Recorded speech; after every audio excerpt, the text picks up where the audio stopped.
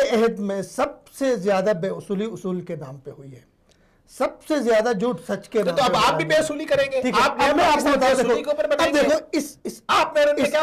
इस हुकूमत को लोगों ने वोट इसलिए दिया था इन चोरू डाकुओं का एहतसाब करें, इसलिए नहीं दिया था उनको चेयरमैन बना के बिठाया। ये अभी अगर हटा रहे इसको चेयरमैन से तो अच्छा काम पहले क्यों बनाया? अच्छा पहले क्यों बनाया?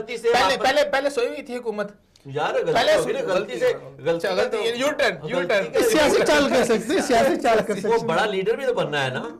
नहीं यूटा नहीं लेंगे तो बड़ा सियासी लीडर कैसे बनेगा? कद काट कैसे बढ़ेगा? वो अवामी हक में जो आपको मैं जाती तौर पे एक बात, शहबाज शरीफ के हवाले से मेरी जाती राय, देखो मैं नून के खिलाफ लिखता हूँ, देखो नून के खिलाफ मैं आज तक लिखता रहा हूँ, मुझे लोग जानते भी हैं, मैंने आज तक शहबाज शरीफ के खिलाफ नहीं लिखा। आप मेरे कोई पोस्ट नहीं दिखा सकेंगे जिसमें मैंने शहबाज शरीफ के खिलाफ लिखा।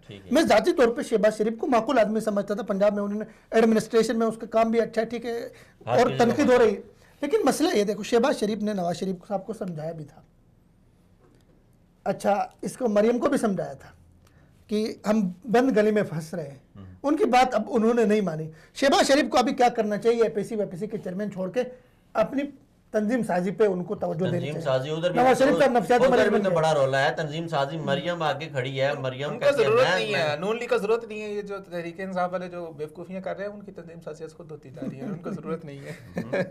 वो आप देखिएगा वो मजबूत हो जाएंगे।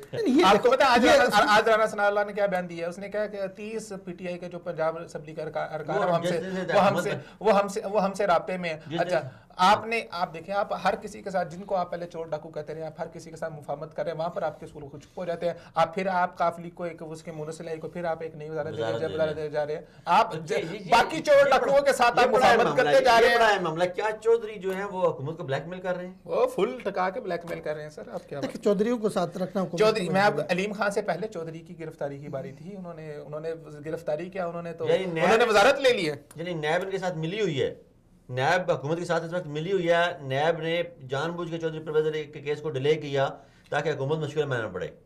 आप ये कहना चाह रहे हैं? देखिए मामला पहले परवेज इलाही को गिरफ्तार करना था, परवेज इलाही की गिरफ्तारी की बारी थी, उनके भी केस चल रहे हैं, आगे आतिफ खान के भी केस है, आगे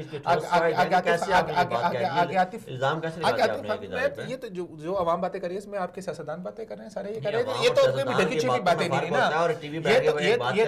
ये बात कोई नोटिस भेज दे, शफीक और रजीदा ऐसी बात भेजेगी, भी बैन हो जाएगी। हम अपने उबैद और रहमान को रजी दादा के साथ ढूंढते रहे। देखिए बात ये है कि नैब ऐसे मामले में कभी नोटिस नहीं भेजेगी। बात ये आज ये भेज रहे हैं भाई, ये बातें मेरी बात सुने, ये बातें कुछ बातें होती हैं जो आम हो जाती हैं। आम किस तरह हुई हैं? ये आम आपके सियासतदानों के बीच में, आपके साफियों के बीच में, हर कोई बंदा ये बात कर रहा है ना, आप जाके सुने। साफियों का अलमिया देखो, साफियों का अलमिया ये है, आप जाके उनके साबिका हुकूमतों के दौर में खुले इश्तिहार मिलाते थे, ठीक है ना, मीडिया माफियाज से जो है ना खा पी रहे थे, उनकी अशिया हो रही थी, अभी इश्तिहार बंद हो गए, जाहिर है उन्होंने हुकूमत की